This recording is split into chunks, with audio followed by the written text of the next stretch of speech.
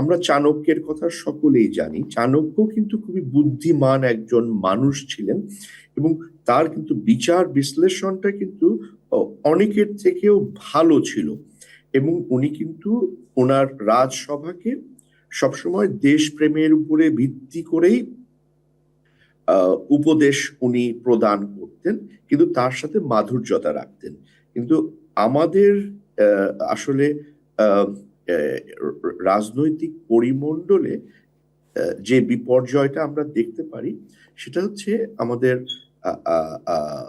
হয়তোবা আপনার মনে আছে যে আমাদের প্রাক্তন প্রধানমন্ত্রী বলেছিলেন যে 10টা হুন্ডা 20টা, এইটা একটা কথা এসেছিল সম্ভবত।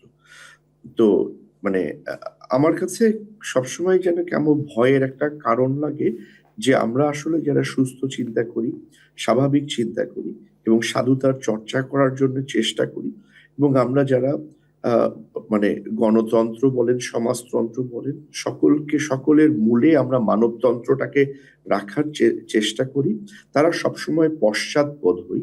এর পিছনে যে কারণটি আপনি একটু আগে বুলবুল ভাই খুব ভালো করে ব্যাখ্যা দিলেন, যে আমরা তৈলমর্দন এবং এই তৈল গ্রহণে খুবই পারদর্শী এবং এটার ফলেই আমাদের আসলে অনেকেই পশ্চাৎপদ হচ্ছে এবং যখন অযোগ্য লোক একটা ভালো জায়গায় চলে যায় তখন জনসমাজে একটি বিরূপ প্রতিক্রিয়া পড়ে। আপনার হয়তো বা মনে আছে প্লুটো একটা কথা উনি সবসময় ওনার বইয়ে লিখেছেন, যেটা হচ্ছে তুমি যদি আহ মানে বিবেকবান মানুষ হও এবং তুমি যদি তোমার আইন বোঝো এবং তুমি যদি আইন প্রণেতা হতে ব্যর্থ হও, সেই ব্যর্থতার গ্লানি তোমাকেই বহন করতে হবে। আচ্ছা, এই প্রশ্নে মানে এই জায়গাটাতেই আমি একটু জানতে চাই যে এই যে আইন প্রণেতা হওয়া, আইন প্রয়োগ করা এবং একটা কাঠামোর মধ্যে, একটা সাংবিধানিক কাঠামোর মধ্যেই তো একটি রাষ্ট্র পরিচালিত হয়।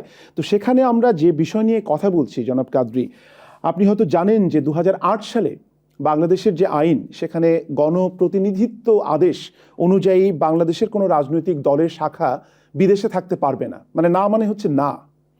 কিন্তু তারপরেও আমরা দেখি যে বড় রাজনৈতিক দলগুলো, সরকারি দল বলেন, বিরোধী দল বলেন, তারা এই জায়গাটিতে অ্যাকর্ডিংলি অ্যাক্ট করছেন না, মানে সেটাকে এক ধরনের উপেক্ষাই করে চলেছেন। এটা আপনি কিভাবে ব্যাখ্যা করবেন বা এই বিষয়ে আপনার কি পর্যবেক্ষণ? হয়তোবা আমরা সকলেই জানি যে আমরা কমনওয়েলথ কান্ট্রির সিটিজেন এবং কমনওয়েলথ কান্ট্রির সিটিজেন, সেই জন্য আমাদের যে 56-55টা দেশ আছে কমনওয়েলথ কান্ট্রি, সেই জন্য আমরা কিন্তু একটা প্রিভিলেজ পাই এই দেশে।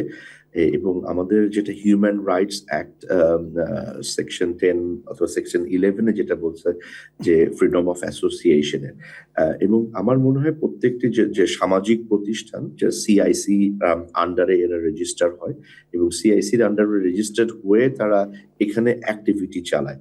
হ্যাঁ, এখানে I think you got it wrong. মানে এখানে ওনারা করতে পারবেন কি পারবেন না, আমি প্রশ্নটা কিন্তু সেখানে না। ওনারা এখানে পারবেন করতে, এখানকার যে ফ্রিডম অফ এক্সপ্রেশন বা এই যে অধিকার, সেই প্রশ্নে তো ওনারা করতে পারবেন, কিন্তু বাংলাদেশের আইন অনুযায়ী তারা তো বিদেশে করতে পারেন না।